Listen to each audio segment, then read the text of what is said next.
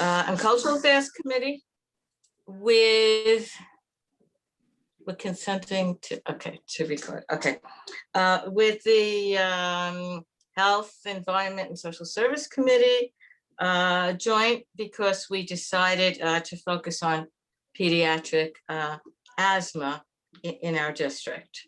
So I thank everybody for their time. The protocols for the public meetings are posted. So without further ado, we will introduce the committee members. So for my committee, first, Dorothea, please introduce yourself. Hi, I'm Dorothea Thompson Manning. I'm the co-chair of Youth Education and Cultural Affairs, also a board member and a member of the executive committee. Great, thank you. Meredith? Good evening. I'm Meredith Phillips Almeida, committee and board member. Thank you. Cynthia? Cynthia? Yes, sorry. Good evening. My name is Cynthia Policia. I'm a community board member and committee member. Great. And Nick? Good evening, everybody. Nick Ferreira, committee and board member. Thank you. And Oscar? Hello, everyone. My name's Oscar. I'm a committee and board member as well. Welcome. Mr. Smith, your committee, please. I'm just gonna, sorry, this is Alec Duffy. I'm also a member. Oh, I don't see you. Hi, Alec. Thank you. Good evening, everybody. Thanks, Betty. And let me just say, I'm really honored to be holding the meeting tonight and to have our two committees together talking about this really important topic. I'm Brandon Smith. I'm the chair of Health, Environment, and Social Services Committee. One thing I just want to mention is housekeeping, which we do for all of our meetings, is try to ask everybody when they're speaking to use plain language and try to speak slowly and clearly so that everybody can hear, because we have various folks who have different ability levels to hear and see and everything. And it's good to explain things if we're presenting something on the screen. Otherwise, I really would like to welcome you to the meeting tonight and be happy to introduce the folks in our committee. Again, I'm Brandon Smith, I'm the chair. And Jessica, would you like to introduce yourself? Sure, thanks, Brandon. Hi, I'm Jessica Thurston. I'm the secretary of the HESS committee, as well as of the full community board. And Nicole, we have you.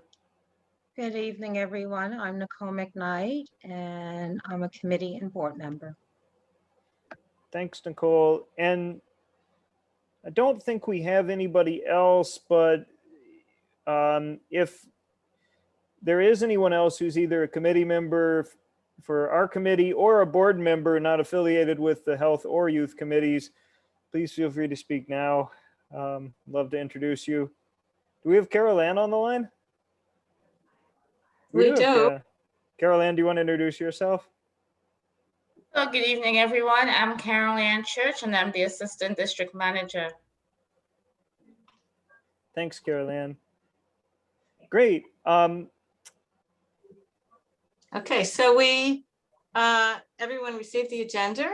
Are there any objections to it, or are we approving the agenda as written? Okay. So first we would like to introduce Dr. Reed Caldwell from NYU Langone, the Cobble Hill emergency room, I believe. And I know that Dr. Caldwell spoke to the health committee prior. So if you can just tell us, since we haven't met you yet, a little bit about your work and your interest in pediatric asthma.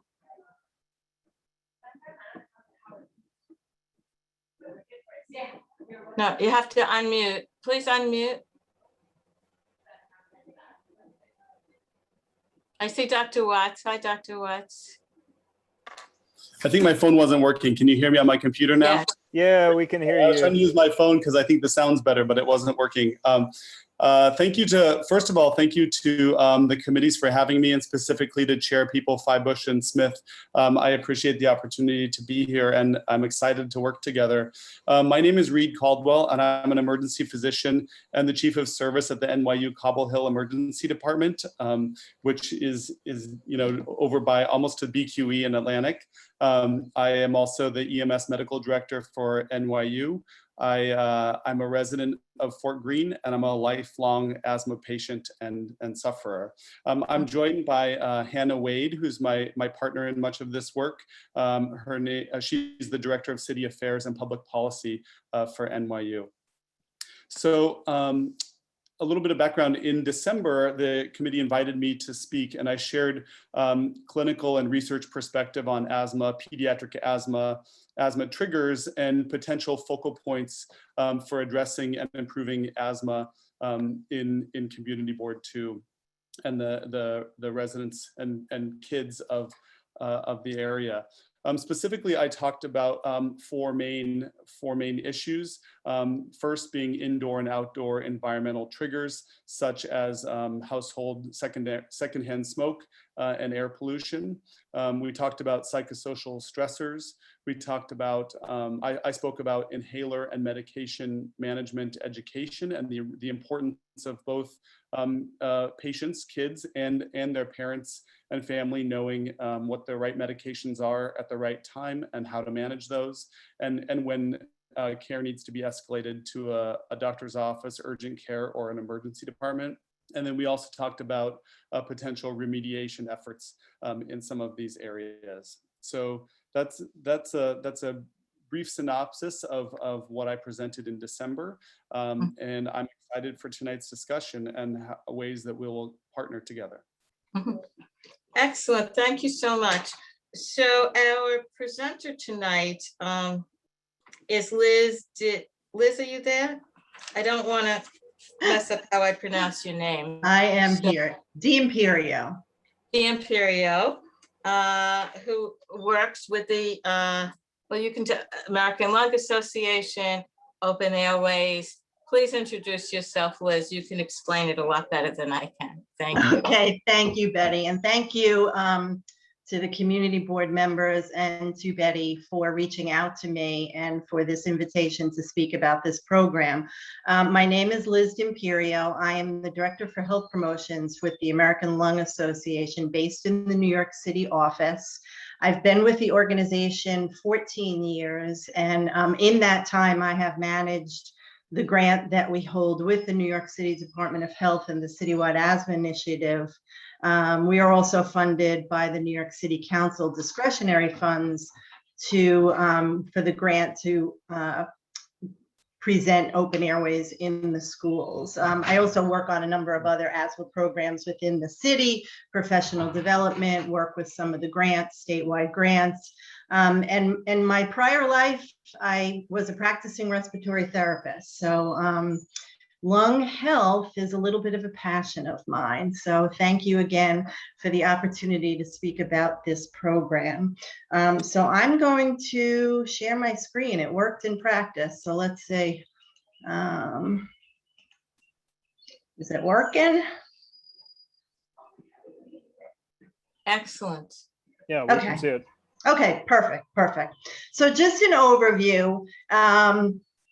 So the American Lung Association, our mission is to save lives by improving lung health and preventing lung disease. And we do this through education, advocacy, and research. And the Open Airways for Schools program is one of our signature education programs. It's taught nationally. And I like to say in New York City, we have the gold standard for how it's presented. So a quick overview of asthma. So asthma is a chronic inflammatory disease of the airways causing hyperresponsiveness. So airways that are very hypersensitive, and the inflammation is usually always there, and there's that chronic element to it. In a reaction to minor irritants, say cigarette smoke or the pollen that's in the air currently, pollution, strong odors, that can cause increased swelling, and the muscles that surround the airways can get tight and make it difficult to breathe. And then with anything with lungs, there's excess mucus production. So it seems so easy, right? These three things that are the basis, the foundation of asthma. And to make it a little easier, sometimes it's hard to visualize, what does it mean, inflammation? What does it mean, bronchoconstriction or muscles tightening? So over here on the left, we have what's, air quotes, a normal bronchus, right? A normal, smaller airway. So asthma takes place in all of the smaller airways. And I like to think of the lungs as like a bunch of grapes. You hold the stem and then they get smaller and smaller until you get to the grapes, which is the air sacs where the actual oxygen and gas exchange takes place. So the small airways are a large area of the lungs, within the lungs. So there's a lot of surface area where asthma happens. And so this is normal, nice and easy, breathe in and out.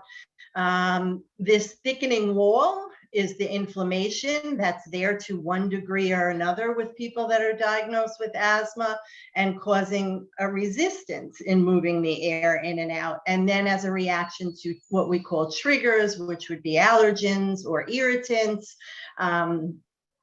or for a lot of children, it's just a regular old respiratory infection, a cold. This is the muscle tightening. So it causes an increased work of breathing and a difficulty in just moving that air in and out to the lungs, to these alveoli for the gas exchange. And so, according to the Centers for Disease Control, asthma affects 25 million people, including 6 million of children under 18.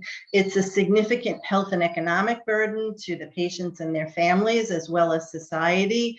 It's the #1 cause of children missing school days. Up to 14 million school days are missed across the country. Parents can miss work as a result of their child. And the goal is asthma control. And so in 2016, almost 2 million people visited an emergency department for asthma-related care. And that's uncontrolled asthma, having to visit an emergency department. And so here you can see, I'm gonna lower this, in New York City specifically, and this is right from the data and health, the New York City Environmental Health Data website, of the geography, the overall New York City, the numbers of children with asthma, and this is 0 to 13. So the age group for our open airways is 8 to 11. So they fall within here. And then it's broken out into neighborhoods, into boroughs, and then specific neighborhoods in those boroughs. And some of them you can see have very, very high rates of asthma. Normally, if you look at a classroom of 30 children, normally 8 to 10 children in that classroom would have a diagnosis of asthma. In some of our zip codes and areas in the New York City, it can be up to double that, very high rates of asthma.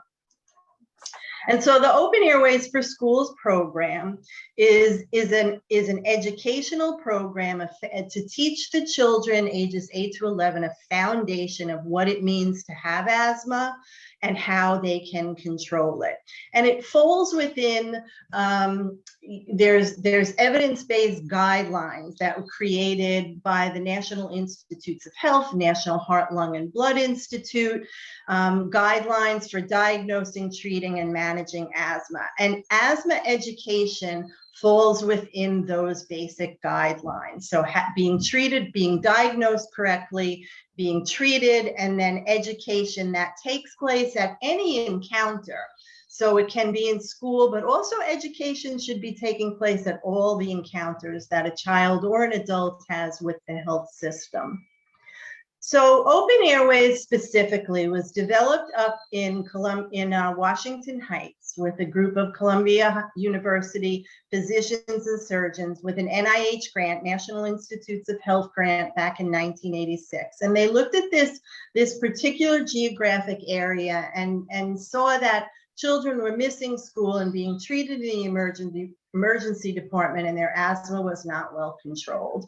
So they piloted in 12 elementary schools with 239 low income, predominantly Hispanic and Black children up in New York City. And what they looked at was specifically this curriculum was created for this specific age group, 8 to 11. And it's kind of based on, remember Psych 101, Piaget's theory, because this is an age group that the children are beginning to make these independent decisions about health. They're beginning to be able to problem solve, make the decisions about when to utilize school health services, but it's before the bad habits set in. So we're reinforcing this now newfound ability to be able to make these decisions about health.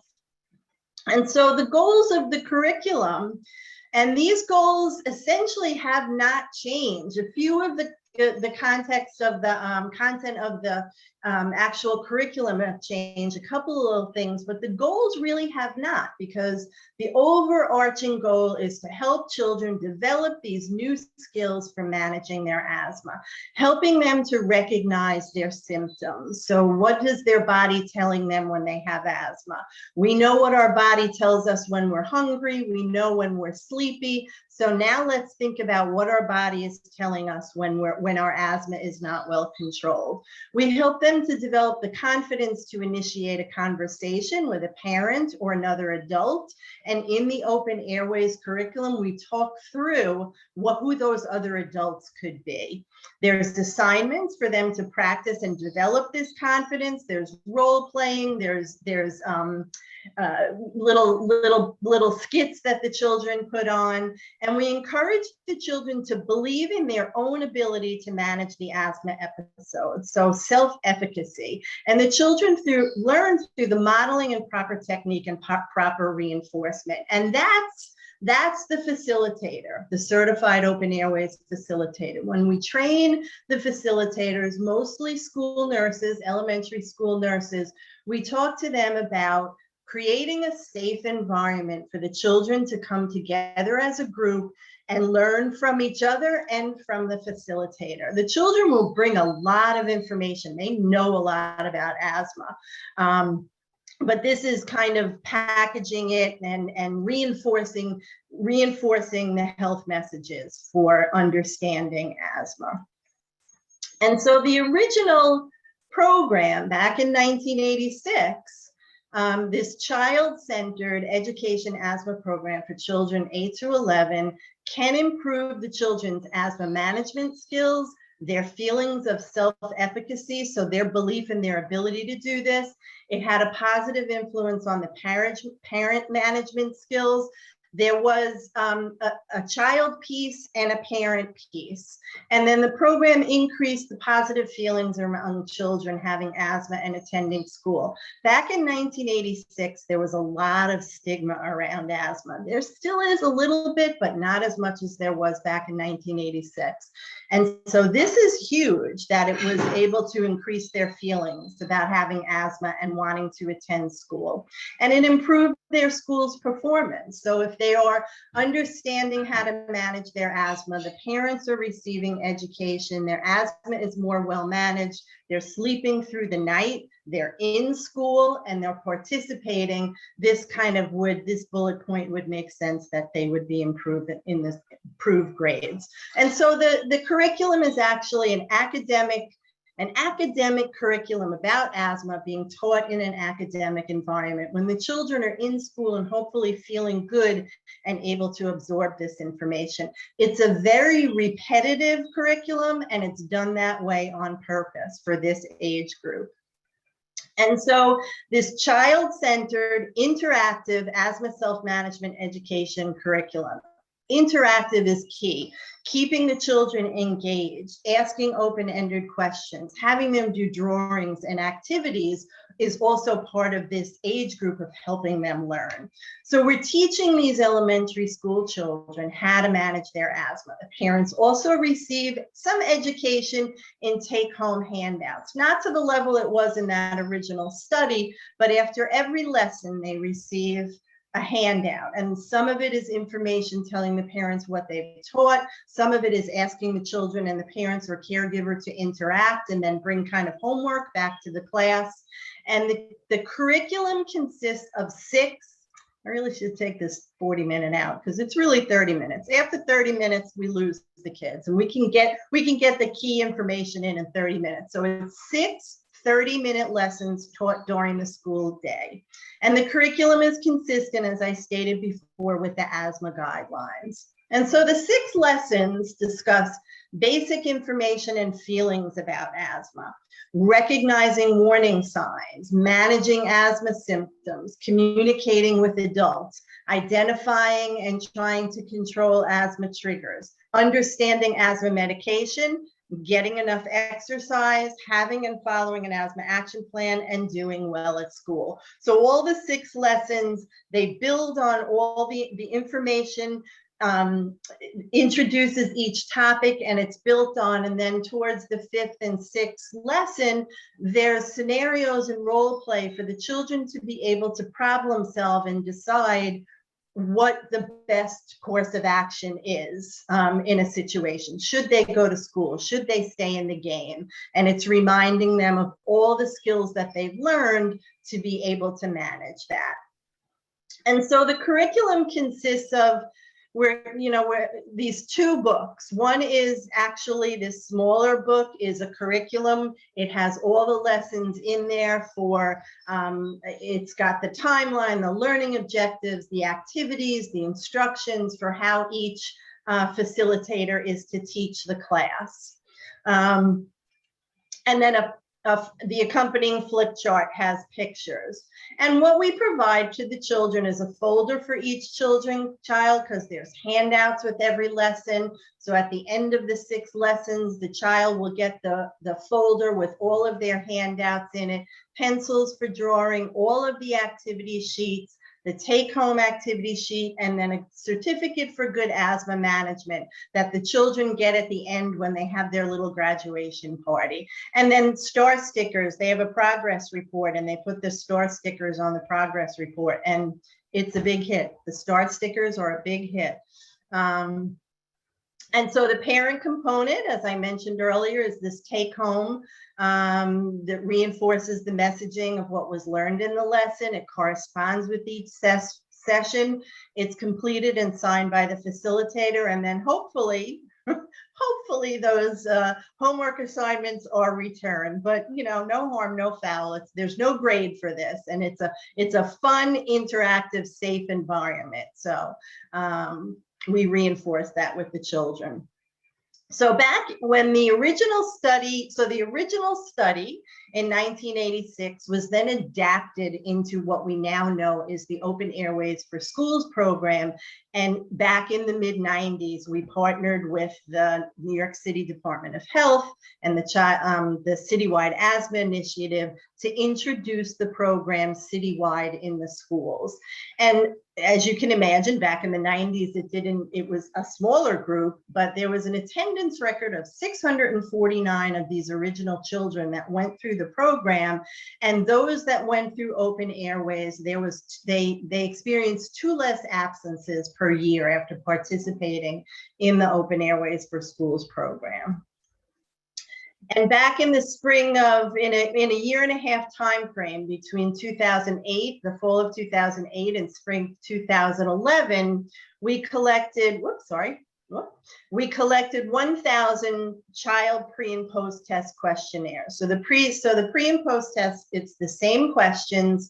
We give the children the questions prior to the educational intervention. We do the 6 lessons, and we give them the same questions to see if we've moved the needle and help them understand. So these 1,000 children were across all 5 boroughs, measuring knowledge of asthma and management steps. And what we did find was there was a statistical difference in both an increase of knowledge and understanding and in management steps. And the biggest thing is when they should call their doctor about their asthma.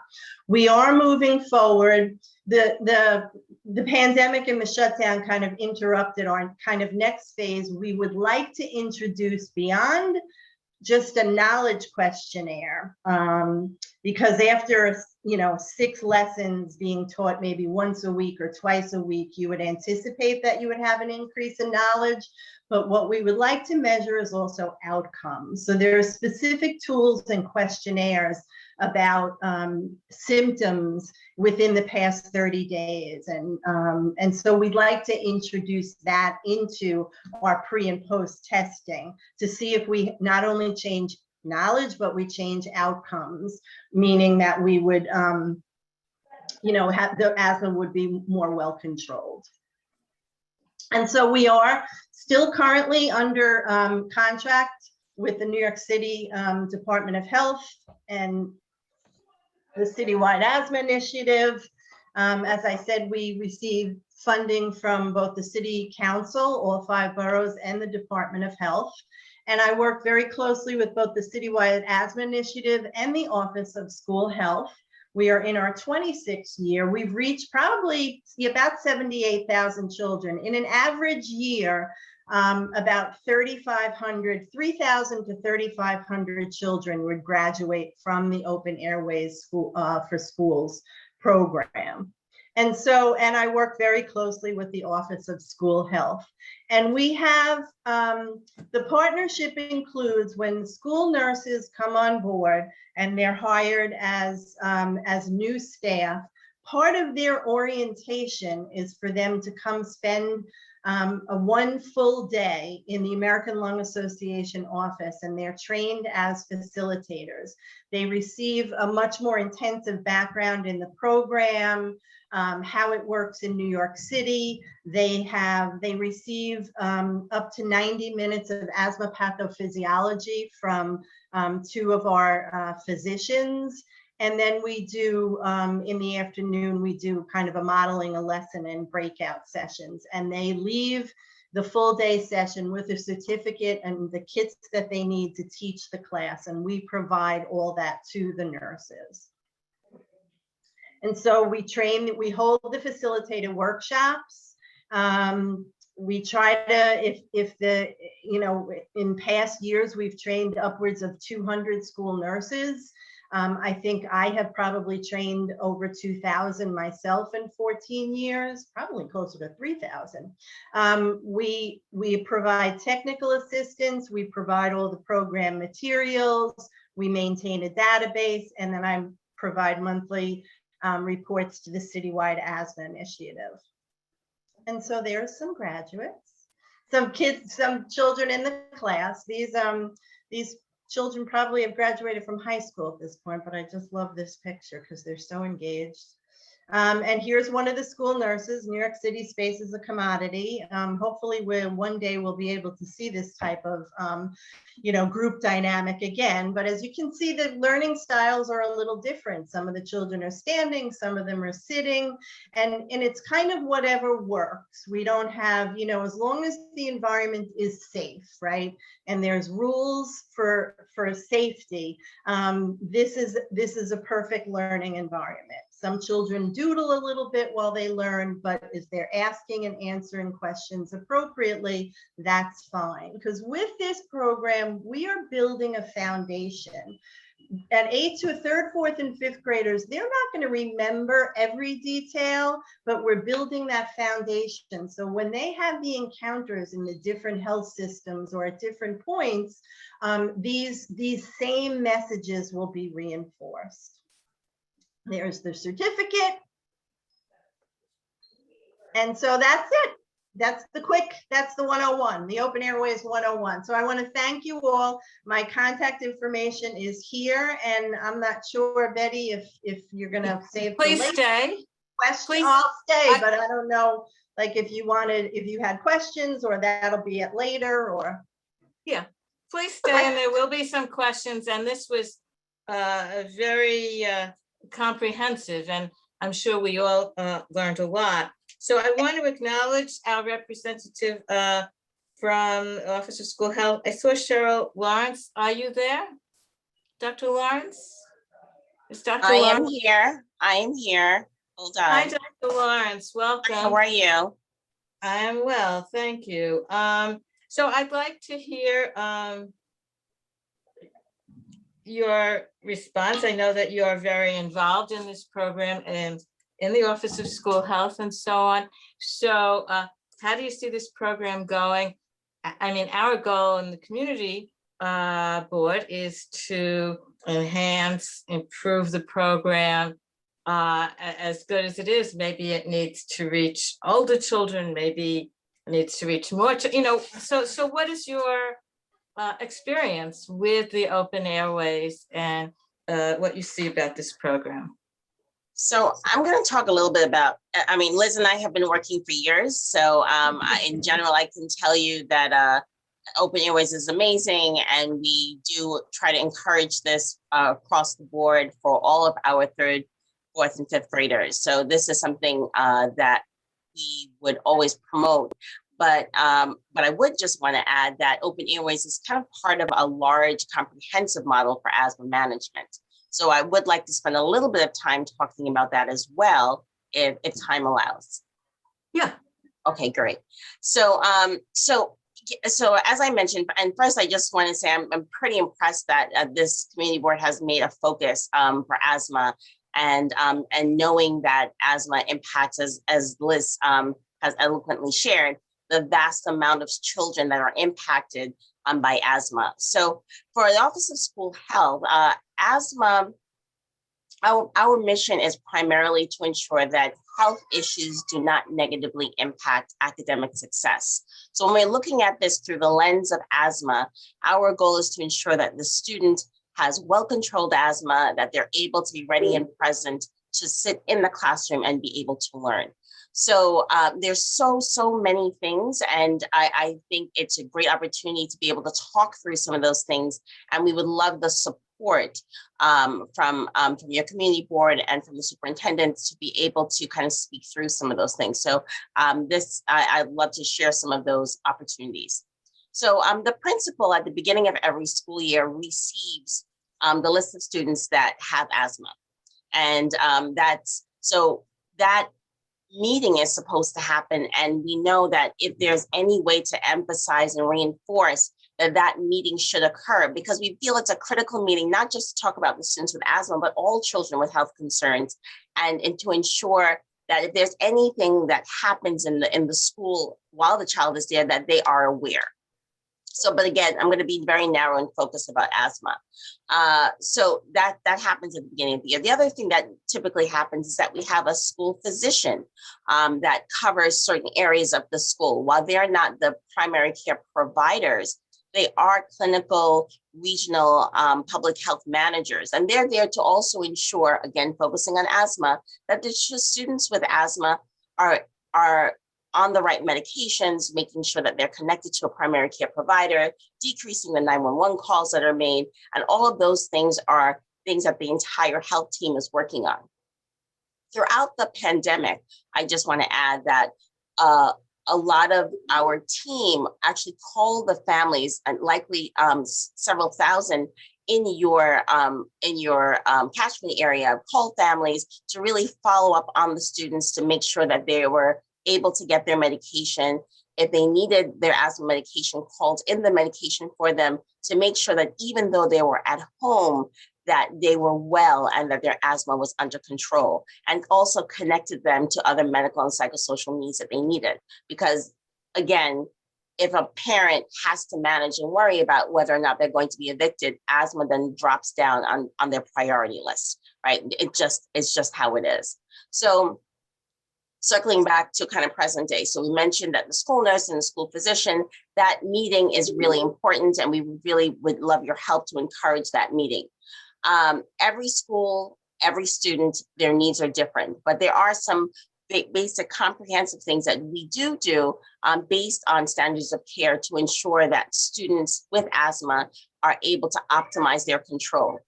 So one of the things that we are able to do is for all students that have a medication administration form that's submitted to the school. MAF is the colloquial term, but the medication administration form, when it's submitted to the school, a lot of times it never makes its way to the school nurse.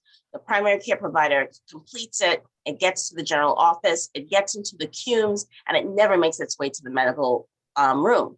But one of the things that we know is that if the nurse is able to have access to that form, the student is 50% less likely to have a 911 call because of their asthma exacerbation. So ensuring that the student has the MAF on file will ensure that student receives their medical care, their medication during the school day. Now, one of the things that we've also learned is that students, families that have a difficult time, that are not able to pay for the medication, the Office of School Health has secured a budget to pay for the albuterol and the controller medication, the two types of medications that students tend to need. And they will provide that free of charge to the student, but all they have to do is submit the medication administration form. But when looking at the data for the schools in your area, only about 50% of students submit that form. So the other 50%, the only thing the nurse can do, even though that they're holding that medication in their hand, the only thing that they can do is call 911 if they have a mild, even the mildest of exacerbations. So it's an unnecessary utilization of emergency care services. And I'm sure Dr. Caldwell can appreciate that. If they have the medication, we can decrease the 911 calls to the ED. So that's an important one that if we can work with all of you to reinforce. The other thing is we have, I mentioned to you about the medications. I mentioned to you about the medication administration form. We also know that physical examination, PE teachers, they need to know that if a student has an asthma exacerbation, whenever they have any type of physical activity, they need their medication prior to that activity.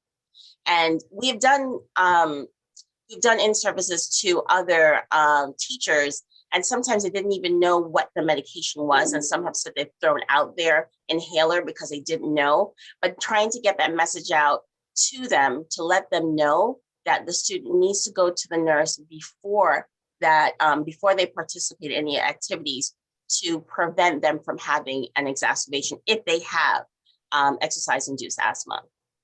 That's a critical piece.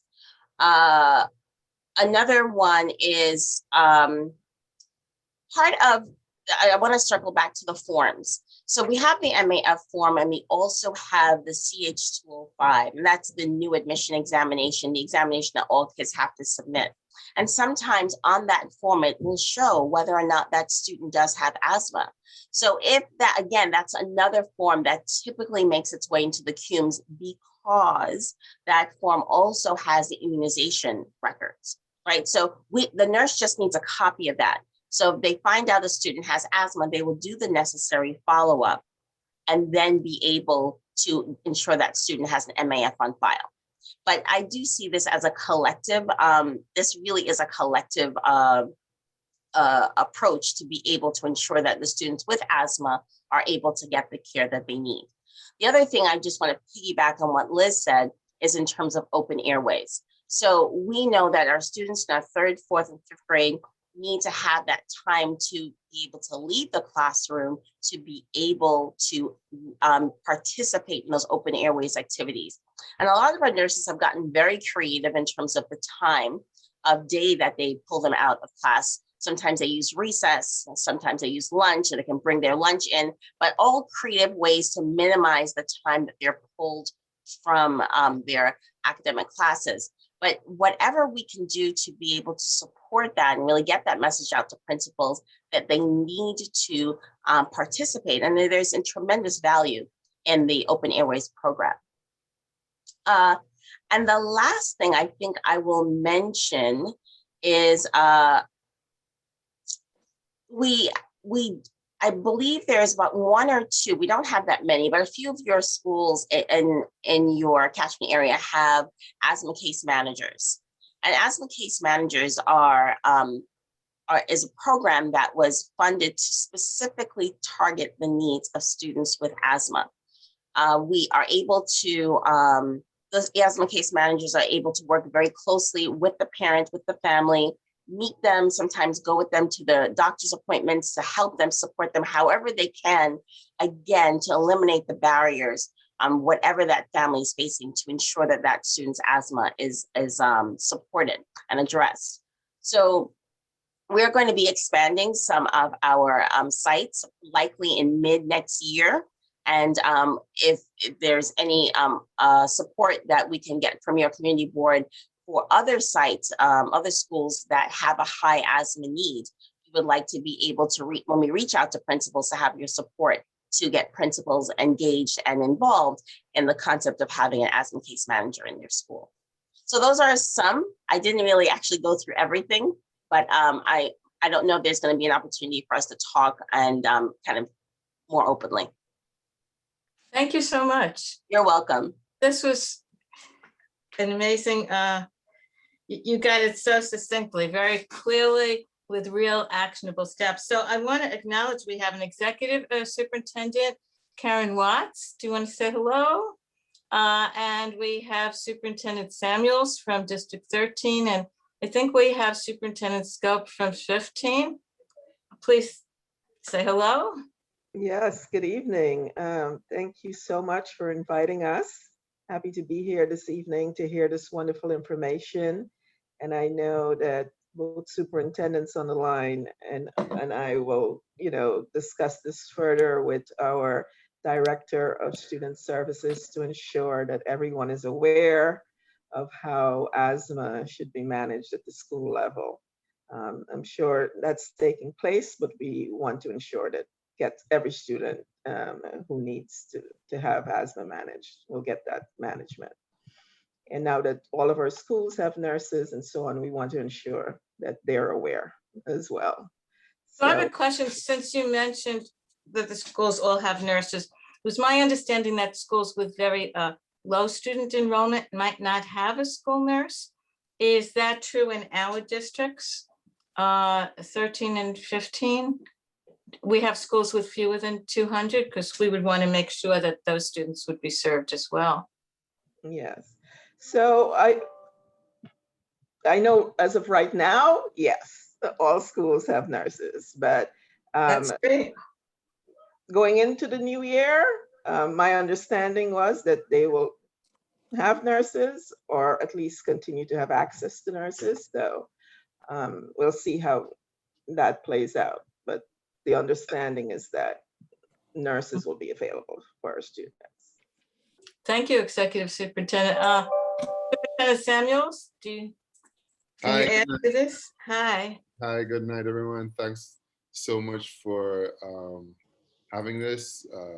And, as a former principal and as a deputy superintendent in Brownsville and now superintendent in District 13, I definitely know the importance of making sure that we hone in on the issue of asthma in our schools, and also it's compounded now, like I said before on one of our previous calls, as we now have all learned or have heightened our awareness around comorbidities and how they impact our lives throughout the COVID era. Mm-hmm. It's important for schools to also have that in mind as they enter because even kids have some of these, and so I was really I enjoyed, not only enjoyed, but I was educated by some of the things that Cheryl said. So Ms. Lawrence said, so I'm very interested in hearing more. Thank you. Superintendent Scope. Hi. Good evening, everybody. Thank you so much for inviting us. As the grandmother of 2 children who have asthma and a daughter who has asthma, I can tell you how important this work is. And I really appreciate the work that you're doing and the fact that you're ensuring that those families where they cannot afford the medication, that there is a viable option for them. It is super important. So we thank you for all this work, and we will continue to support this at the school level. Thank you. So let's loop back to Dr. Caldwell. I don't see him on my screen, but I'm sure he's somewhere. Dr. Caldwell, what do you think, having heard what the schools are doing and what they're planning to do in the future, and how Office of School Health is supporting these efforts? What is your vantage point from the emergency room and after hearing these presentations? Sure. So great presentations, and I'm really excited about all the work that everybody's doing. I didn't realize there was so many efforts underway, particularly the information that Dr. Lawrence shared. It's really exciting to learn that these patients and students have ready access to medicines, as long as we can help facilitate that with families and the school. So, I'm excited about the opportunity to bring this together even more, and to, as we transition kids and patients into the emergency department and hospitals, and then back out into the community and their families. I'm wondering if there is any opportunity there. Also, I hear the Open Airways program is incredible. And I attended Champ Camp when I was younger, which is a summer camp for kids with asthma, funded by the American Lung Association. So it has a soft spot in my heart, the American Lung Association work. I'm just wondering if there is opportunity to do for NYU and for me and my team to do increased outreach and education for parents. We had one initiative that we started in 2018 that was in Sunset Park out of our NYU Brooklyn Emergency Department, where we developed kits both for school nurses and for the emergency department discharge and for primary care discharge that helped. There were kits to help patients and their families understand the role and the correct utilization and identification of all of the variety of asthma medications. One thing that we see, Dr. Lawrence touched on this, but one thing that we see frequently in the emergency department are both youth and adolescent, child and adolescent patients, as well as their families, not understanding the difference between a steroid inhaler, which is to be used twice a day, and a rescue inhaler that can be used every 4 hours or even more often. We see those getting confused. And like Dr. Lawrence mentioned, all the efforts to not call 911 and to control asthma on the spot and keep kids and their families out of the hospital so that they can, continue their education and continue their workday. We found that targeting education for how these medicines are used appropriately was real effective. So that's the first thing that comes to my mind on a piece that NYU and I can contribute to these great efforts.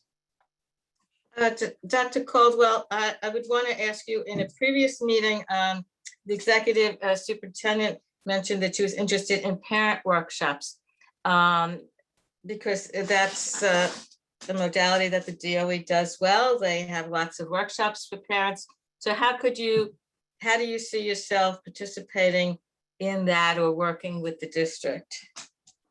Sure. So, certainly we want to support existing efforts, and I wouldn't want to, double work or step on any toes. But one thing that I can offer and that NYU can offer is physician expertise and kind of physician workforce. I have, in our department, we have emergency medicine residents, and we also have pediatric emergency medicine fellows that are committed to community health and to improving the overall health of the communities that we serve. So I foresee a group of people that could participate in those sessions if they're established.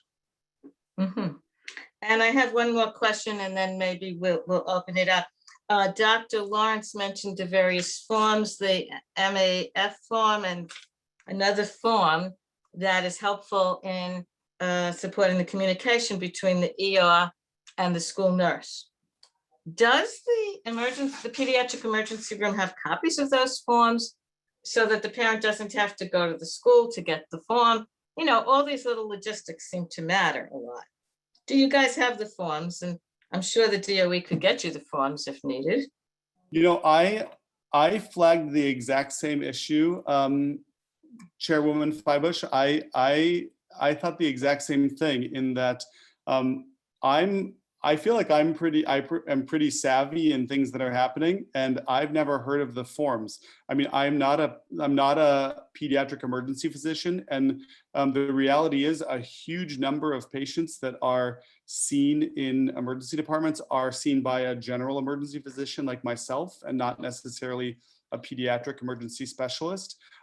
So I have no doubt that in our health system, our peds EM folks and our pediatricians know of this form, but I agree with the opportunity to make sure that all of our department knows the forms, knows how to navigate them and assure that they're in place. I think that's an initiative that I can take back and really easily communicate to all of our emergency departments. Great. So at this point, Can I jump in? Yeah. I just want to comment. Who is that? Because I don't see you on my screen. Who's commenting? Dr. Lawrence. I can just comment on what Dr. Caldwell was mentioning. So we have actually worked with a few emergency room departments at Sinai and a few others to introduce the concept of the patient having the MAF completed in the ED. So that is something that we can work with you to establish, and we've had creative ways to do it because ED docs don't typically complete these types of forms. So we've dealt with a lot of the resistance and had many countless conversations about this with other emergency room physicians. So I would love to be able to have that opportunity to talk with you and see what we can do with that. The other thing I just wanted to mention across the board, which I did not mention, was regarding the controller medication. And this is more for you, Dr. Caldwell, but I'm going to just try to share it in as layman's terms as possible. So remember, Dr. Liz was mentioning the two different types of medications, and even Dr. Caldwell mentioned it, right? You had the controller medication, and then you had the rescue medication. And there was a study that was done that, well, we know that if a patient is taking their controller medication appropriately, which would be twice a day, your basic medication, right? Twice a day, 7 days a week, right? That's what they need to take. But we know, based on some research done out of Rochester, that there are two reasons why that doesn't typically happen. Whether it's one technique, the technique is just awful, then just even if they have the medication, right? And then of course, whether they even have the medication, they may not even have access to the medication, but I'm going to create this picture as if they have perfect access to the medication. They have their medications in hand, but technique is always a problem. And the next issue is if they have the medication, they may not remember to take the medication, right? So we didn't hear you for a minute. So even if they have the medication, they may not remember to take the medication. So between compliance, adherence, and technique, those are two major barriers to a student getting the medication that they need. So one of the things that we have noticed, and again, based on the Rochester study, and the study basically was, if a student received that controller medication in school once a day, 5 days a week, it was better than prescribing it at home 7 days a week, twice a day, but you didn't really know if they took it or the technique was even good. Because we can ensure with the school nurse that the technique is spot on, and we ensure because we pay for the medication that they get it. So between those two things, again, the only rate limiting step to this is ensuring that they have the medication administration form completed for the nurse to be able to have the consent to be able to administer the medication that they already have, right? So we're not even asking them, because years ago we were asking them to bring in the medication. We realized that was a barrier, right? They had to decide whether they're going to keep one at home, whether they're going to keep one in school, or if they have the copay to pay for the medication. We've eliminated that barrier. So now, again, it comes back to the MAF. Can we get a provider? And obviously we would prefer their medical home to complete it, but if they're using the ED, if they're using the emergency room as their PCP or the place where they go for their immediate care, because for whatever reason, no judgment, but that's what's available at the time. then let's try to help them have that MAF. Because again, like I said, looking at the numbers, it's about 50%. If we can start improving the number of students with asthma that complete that form, we can make a significant dent in the care that these students receive and ensure that they're sitting in the classroom, which is why they're in school in the first place. Thank you. That was really important. Wow. So once a day by the school nurse, 5 times a week, every day in school is a better outcome than in some cases just leaving it for home. That's simple and profound. So yeah, that's great. So I would like to open this up to Superintendent Samuels is smiling. Great. Okay. I'd like to open this up to questions from any board member, committee members, board members. And I don't see everybody. I see Jessica. Thanks, Betty. Thank you. This has been so informative. I can't thank you all enough. Something that we heard in the Health, Environment, and Social Services Committee is about like bed coverings and these mattress protectors not solving every problem, but potentially, well, you all know better than I do, but I guess it was sort of limiting pollutants and sort of air quality around anyone.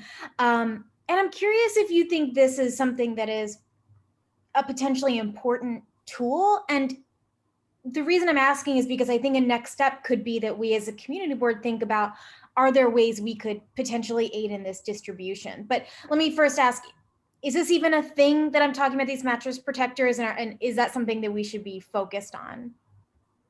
I mean, it is one of the areas that is helpful by if that is their allergen and that is what their trigger is, then yes. If we are talking about dust mites and whatever allergens that they may breathe in their mattresses, yes. Would I say that would be the way to go? I think from select families that there may be, if they require mold remediation, these are some like bigger ticket items, but for the right family, that may be what they need. They may not just need the dust covers. Okay. Dr. Lawrence, I think what she's referring to is from my presentation in Yes, it is, December. Dr. I talked a lot about triggers, and one thing I think is important which I think Dr. Lawrence was touching on, I think is important before we jump right to the covers, is we also can educate families to do things like no down pillows, getting rid of or cleaning stuffed animals. Pets bring in a lot of, right now, like pollens are really high. Pets bring in a lot of pollens into people's houses, in people's homes, and giving your dog a bath more frequently in the spring can actually reduce allergic response in your home. So I think mattress covers are a component, but I think there's obviously a financial component to that, and I think that there's a inexpensive or free education component of a lot of steps people can take before that. Control of allergens is important. Got it. No, I 100% agree with Dr. Caldwell. We have I'm a board certified pediatrician, and on our team we have a pediatric pulmonologist and we have a pediatric allergist. So a lot of what we have done is create our programs to really look at that whole child approach and really meet the family where they are, right? So part of one of the assessments that we do is to really look at what are some of the possible triggers in their home and their environment, and then based on that need, then provide the necessary support, right? So, but it's a multi-tiered approach, not the only approach. So I echo what Dr. Caldwell said. Thank you both. You're welcome. Thank you. Is there another question from a board member, a committee member? I am looking. I can jump in here for a bit, Betty, if you Oh, like. great. Thanks. Absolutely. So to echo Jessica and Betty's comments, we really do graciously thank each of you, from Dr. Caldwell to Dr. Lawrence to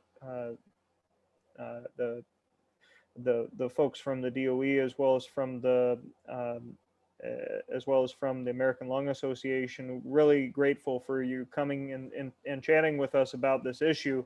The Health Committee, dating back several years, one of our top priorities has been trying to find something to do with childhood asthma, because the district profile that we received from the Department of Health highlighted that in our district, and our district is defined as Brooklyn Heights and Fort Greene, but it really is much more than that. It's a combination of wealthy, affluent neighborhoods, as well as some of the most serious pockets of poverty that exist in New York City, which probably represent different levels of asthma between them.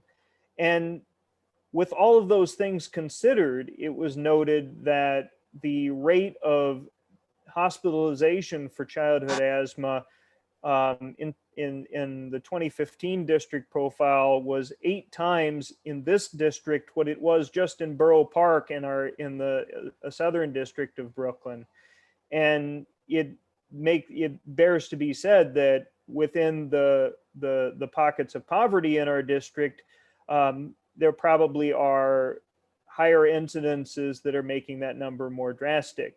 So we're really happy to have everybody here, and it's great to hear talk about potential for parent workshops, as well as for the deployment of the Open Airways program.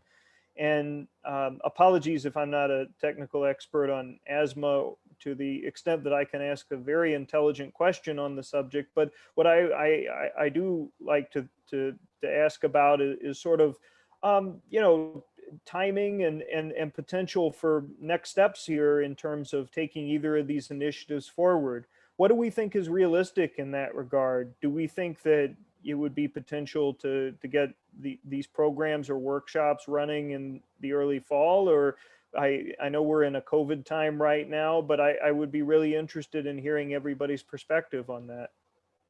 So just to add, so our physicians and our nurses and our asthma case managers and our pediatric pulmonologists, they provide a lot of these sessions. They're able to provide those sessions in the schools. The biggest barrier is sometimes getting that time on the calendar for them to speak.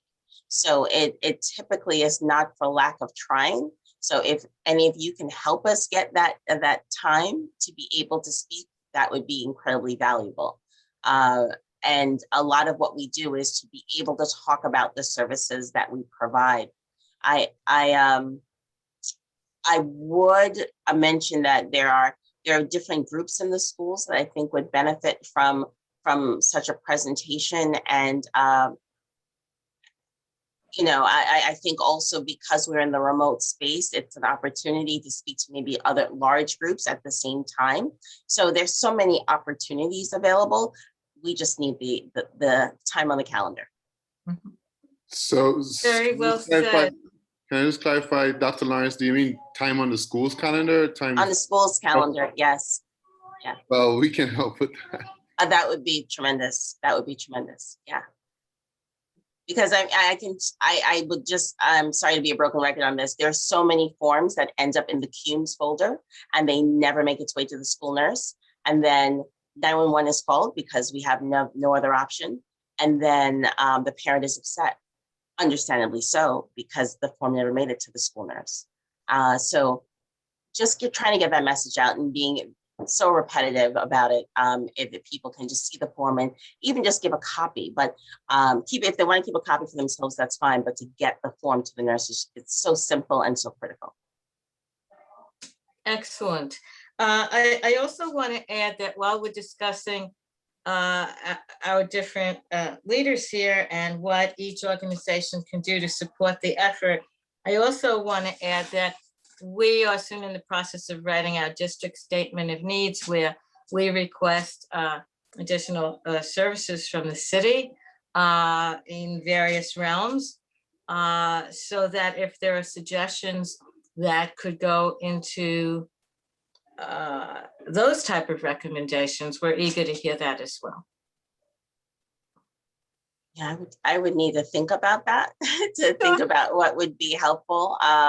I'm sure our team would have suggestions, but yeah, I would want to think about that. Yeah, we can certainly follow up with you on that. Are there additional questions or comments from anyone participating in tonight's conversation? I have a couple questions, if it's okay. Sure.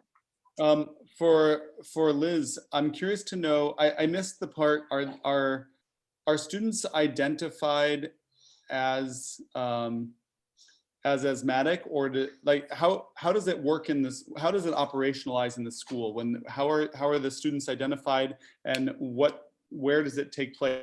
Is it school, after school, during school? I'm curious to know how that integrates. Okay, so Dr. Lawrence could probably speak more to this. Is the ASHA, right? The electronic health record identifies the children with a diagnosis of asthma.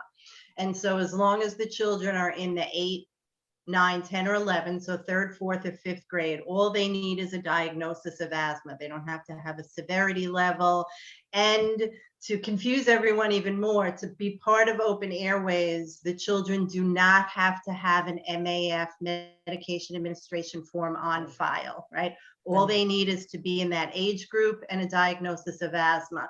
What nurses have told me over the years, anecdotally, is that that contact that they have with the children with the Open Airways does increase the rate of the MAF form getting to the school nurse.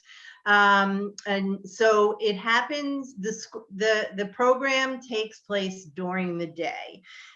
The school nurse will identify up to 10 children in the 3rd, 4th, and 5th grade. And then usually there's a conversation that takes place with the school principal, kind of about the where and when it will happen. And mostly we would never advocate for a child to be taken out of an academic class.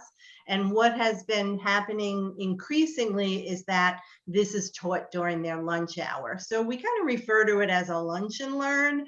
And a lot of our seasoned nurses that have been doing this a long time, they're asked to do 2 sessions in a school year, a group of up to 10 children in the fall, and then another group in the spring semester. But what a lot of the nurses will do is they'll do that first one before the holiday break and the second one in the cold weather. They'll do it in January to February, so the children aren't staring out the window. And this is in the before times, right? They're not staring out the window wanting to get out into the playground, and it's before the testing happens. So it's 30 minutes, 6 lessons. It's either 1 lesson a week or 2 lessons taught in a week. So it's a total of 3 hours for the school year, but a really great foundation. So that was a long answer. I hope I touched on everything. And Liz, I just want to add to what Liz said. And there are some schools that have such a high asthma burden that they will prioritize the students that are poorly controlled, right? Because and especially if they're the older ones and they're going to age out of Open Airways, that's the other group that will prioritize for the sessions. Because some schools, the sheer number of students with asthma, it's astounding. Right. And it's not necessarily a severity level. It's based on control. Who are the children that are missing class? Exactly. Who are the children that are being seen in the medical room?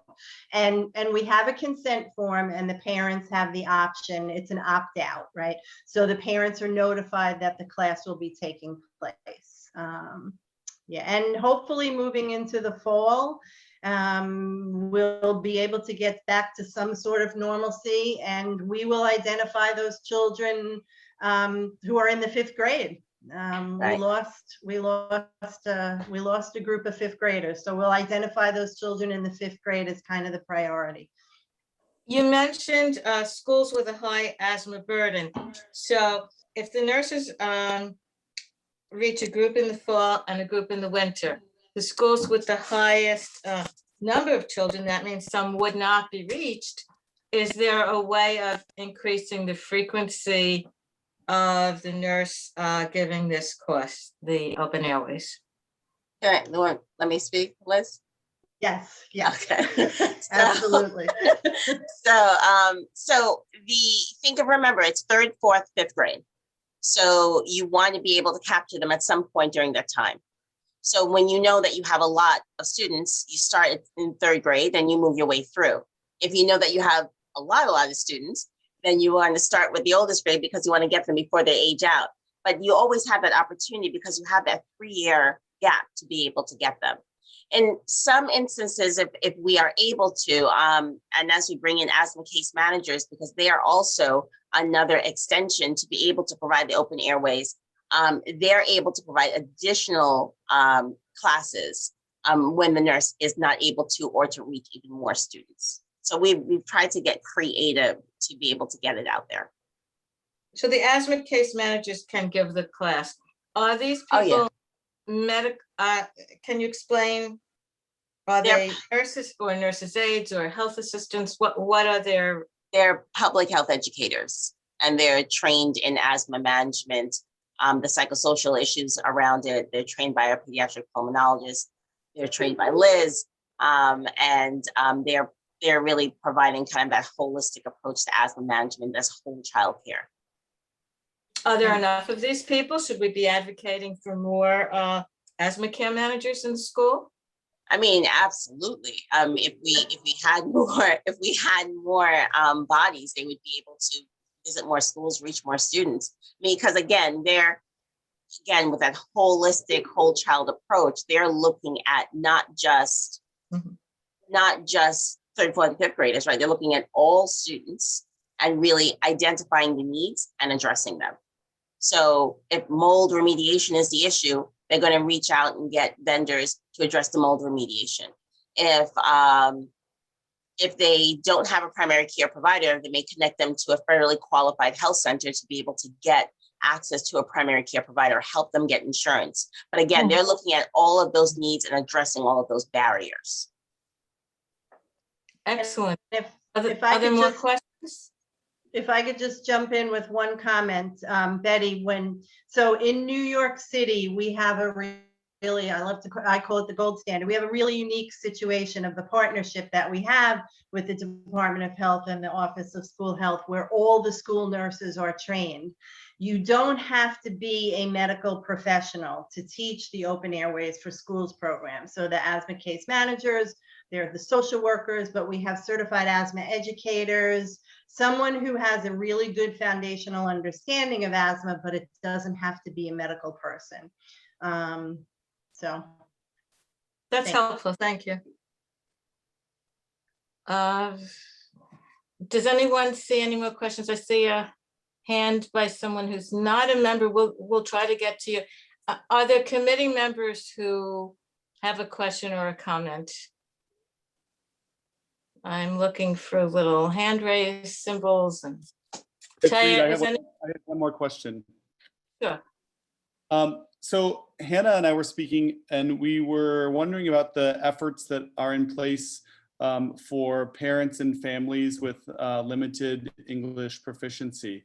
Just wondering if that's an opportunity for this team to prioritize efforts for outreach to those families and provide education and medication information specific to the language, the primary language at home. I can just say so we use a language line when need be, and we are able to provide the presentations in the 9 designated languages. And we also do have staff that are able to speak some of those languages.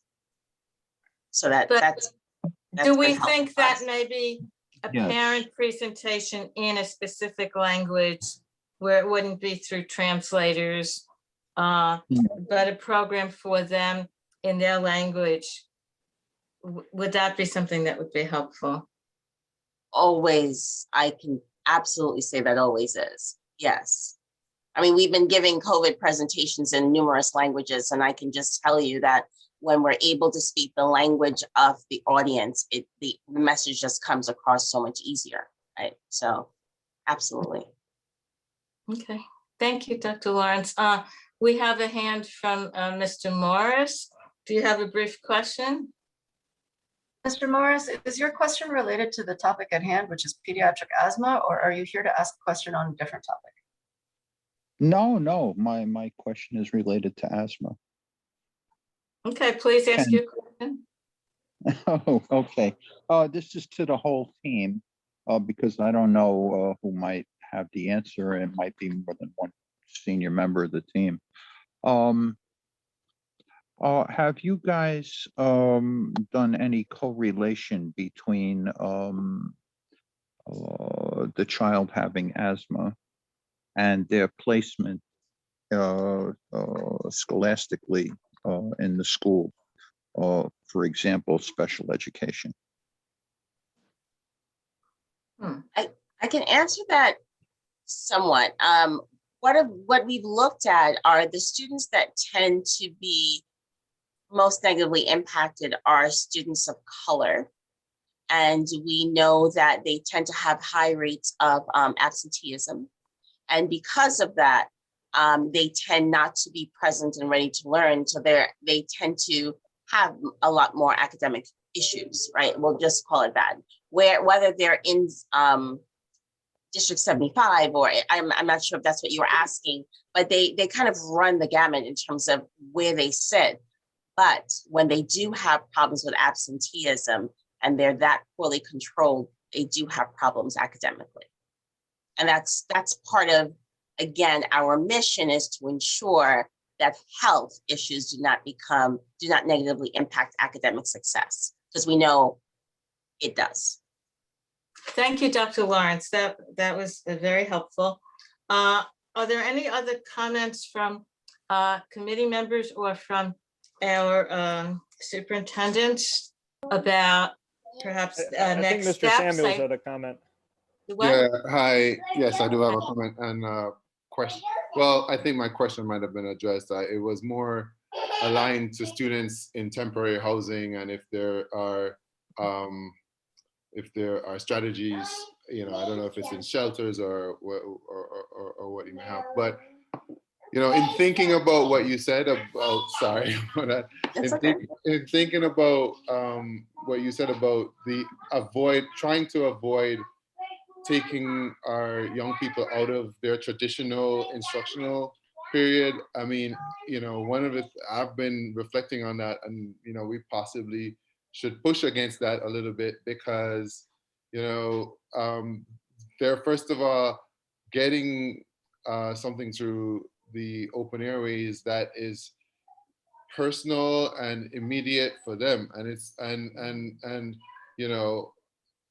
don't care if I'm learning algebra, if I can't manage my asthma, I think that is critical, right? And so as I think about the role of education, I think if we're centering that kind of science, because that's what it is, around, because what you explained, Dr. Lawrence, earlier, that really was like an eye-opener for me, was the notion of the 5 days with the right technique, and that if we can really put that in place,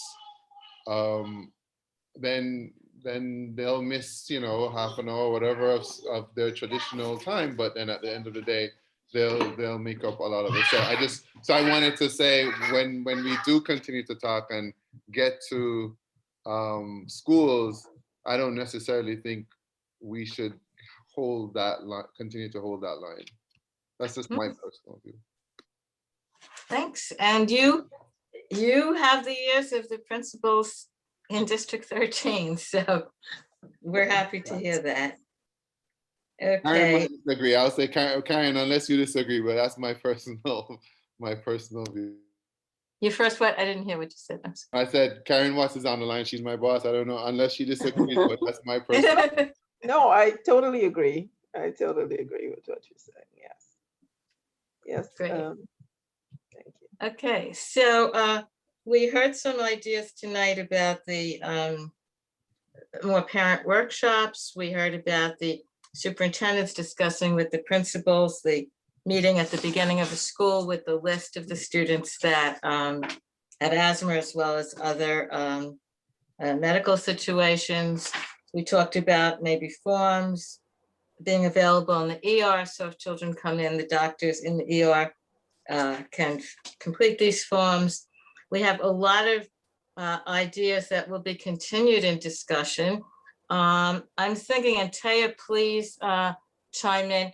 Maybe we can circulate a list to the participants with everyone's contact information so that the different players in this meeting can speak to each other and some of their issues. Is that something we can do, Taya? Absolutely. If the panelists are all open to that, that's a wonderful idea. So any objections to sharing your contact info? Okay, great. Yeah, I think I would like to see that. And I would also, we can follow up with Dr. Lawrence about some of the ideas for our district statement of needs, because that's coming up soon. And I see that as a valuable method of asking the city for more money or programming in certain areas. And we want to make sure we get it right, that we're hearing from the field, from the superintendents and the doctors about what would be most valuable. Mr. Smith, did you have a question or a comment? I don't have a substantial comment. I just figured, given we're at this stage right now, would it be wise to have kind of a checkpoint at some point later in the year to kind of see where we are with this? And what would be a reasonable point for that checkpoint? October, November? Anyway. November, December? No, December gets too busy. Well, I would just, I'm not sure at what point you're referring to in terms of checking in, whether you're talking about from a budget standpoint, or you're talking about trying to implement some of these programs, because it would be great to have some very clear goals for September, like in terms of messages to get out to principals for September, for the beginning of the school year. So I know the beginning of the school year is crazy, but just I'll say September, October, right? So just to be able to ensure that all of their students with asthma have an MAF on file and all of the other things around that. Mm-hmm. That they know to have the open airways classes, speak to theirs. When the school nurse asks to have that meeting, that they're able to create that time, things like that. Mm-hmm. Yeah, and you have two outstanding superintendents here who I think heard loud and clear that message. So our committee would like to, follow up, maybe you're thinking October, November, after the start of school, so we can hear. And then we'll hear from Dr. Colwell about the forms and the ER and about, and we can hear about maybe some more parent workshops, especially in languages other than English. I think Ms. Scope has her hand up as well at this point. Maybe she has something to add.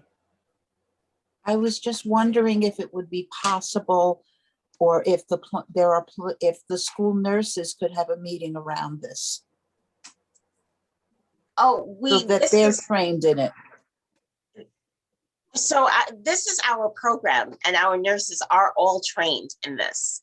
So they're ready right out the gate. So they just need that. That's why I said they need the time on the school's calendar. They just need that opportunity to speak with the principals. They're ready to go immediately. Not a problem, because we train them every year. Great. Thank you so much. You're welcome. Okay, are there any final comments or questions before we end this, before we conclude this part of the meeting?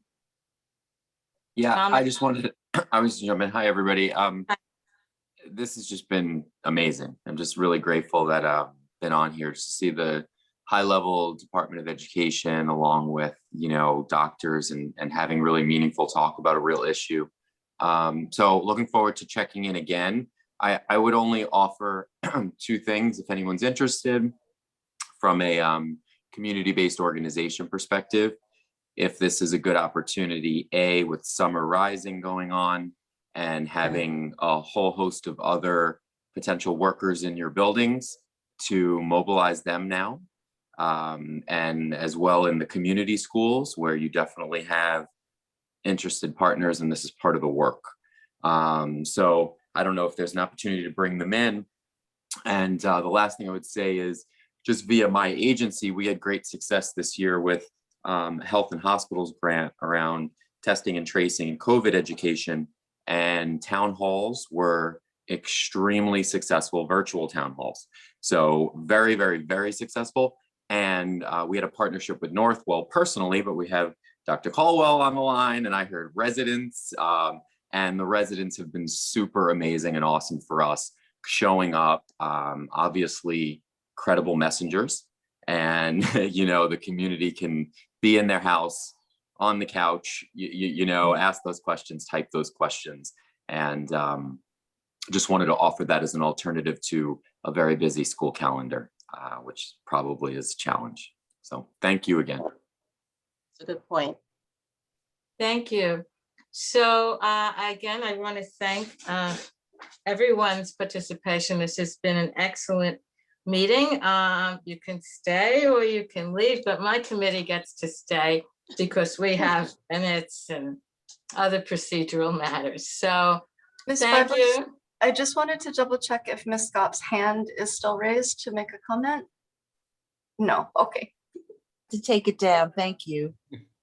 And Okay. how are we gonna, so is somebody gonna share their contact information for folks? Or, Yeah, the district Yes. office coordinated. all right. Thank you very, very much. Thank you. Thank you so much, Thank you everybody. very This much. is very enlightening. Yeah, Thank you very much. We're very much looking forward to working with you all. Likewise, likewise. Take care. Have a good evening, everyone. Take care. Good evening, everybody. Bye-bye. Bye-bye. Good evening. Okay, so my committee, thank you. Chair's report. I just wanted to report on the District 15 rezoning. I had been talking about that on and off for a while. And the committee that was working on the rezoning recommended, where did I put my notes here? They've recommended that the elementary schools continue to be zoned, because if you remember, one of the possibilities was just like a lottery for seats in all of the schools. So they're recommending that elementary schools continue to be zoned. We build community. We believe in our neighborhood schools, but a zone change will be recommended that affects PS 29 and PS 58 because they're overcrowded. And then there are underutilized schools nearby. And that there will be some type of prioritization given in the districting for students who live in NYCHR, temporary housing, low income, and students who are English language learners. So this will be presented to the District 15 CEC, the Community Education Council. They will vote on it. And it isn't for this September, it would be for the following September. Are there any questions about that? No, okay. So that was my chair's report. I would like to discuss the April minutes. You got a chance to review it. Are there any changes or corrections to the April minutes? Do we see anybody raising their hand? No, okay. So can we say that we approve the April minutes by consensus? Okay. Is there any other business from our board members, our committee members who would like to raise an area for us to discuss in our committee? And then after that, we have community forum for the people who are not on our committee. So committee members, do you have anything? I don't see anyone. Okay. I don't have anything. I just hope we can do more things like what just happened tonight. That is all. Okay, so we'll all brainstorm and figure out what we want to do. Yeah. Thank you for the support. Okay. So community forums, we have members of the community can raise an issue related to youth education, cultural affairs. Mr. Morris. Mr. Morris, I see your hand, yes. You have to unmute. Okay, thank you. Thank you very much. My compliments to you, Madam Chair, and the committee as a whole for its forum on asthma and its relationship to the community. It's a tremendous issue and a problem that needs continuing attention, and you definitely raised some very worthwhile proposals in the course of the meeting. So my compliments to everyone for doing it, and I'm looking forward to the follow-up. And actually, as an activist, before I became known as a historical activist, I was an asthma activist, in particular regarding education. And that was in the late 1990s, before the open airways. Mr. Morris, do you have something in particular to ask us? Because we do have a 2-minute limitation and we want to make sure you get to your question.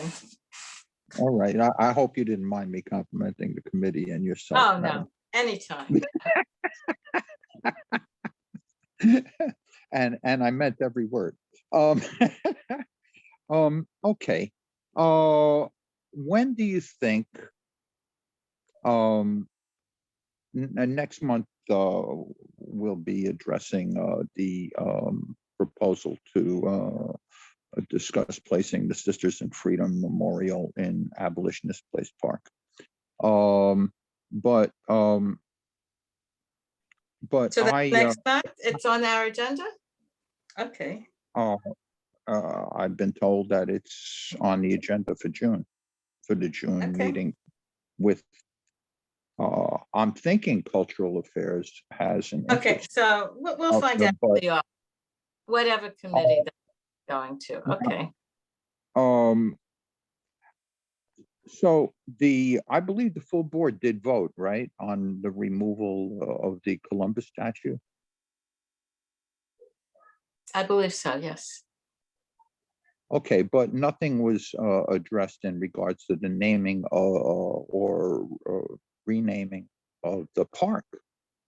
So can you discuss that with the office, with the district office, which committee it should go to? Because if it went to parks, I'm not, I'm not up on everything that went to the parks committee. So I suggest you contact the office and sort out where some of these, which committees some of these issues will address, which committees will. Just,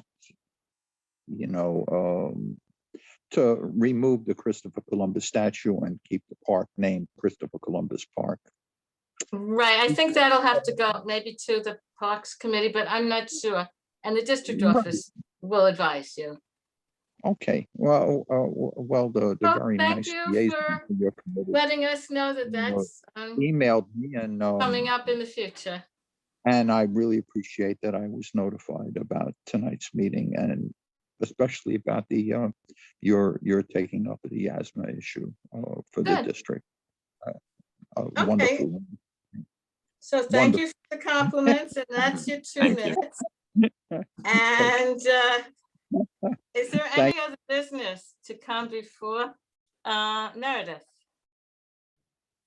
Thank you, Betty. I just wanted to say bye to everyone. I actually officially stepped down from the community board, and this is my last meeting as a member of the committee. I have enjoyed my time with you so very much, and I hope you will keep in touch. And you will see me attending, of course, as a regular old citizen of CB2. And I met you how many years ago in LIU in that Jonas boardroom? Yeah, I think I've been on the committee for 13 years. Oh my. I think. It ages us. But thank you, everyone, and thank you, Betty and And Dorothea. thank you for your incredible service and dedication to the committee and the board. Yeah. I will miss It's you very all. sad, Meredith. It's very sad. Now we have to try and find another good secretary. I don't know if you're gonna be able to do that, Betty. I don't know. Don't ask me, I'm not doing it. So forget about And me. Oscar will be going to college at some point. Wonderful. Let us know next month. So yeah, I agree with you, Dorothea. We need an excellent secretary. But nobody is gonna, I mean, Meredith is fabulous. Okay. That's true. So hearing no other business, do I have a motion to adjourn? I'll make it officially my last time Meredith. with my name in the minutes. And is there a second? Dorothea seconds it. Dorothea. Have a wonderful month, everyone, and I'll see you in a few weeks, and be well, everyone. I don't want to hear that anyone has an asthma attack this month. So, you know. Yeah. All right, so long. Bye, everyone. Be well.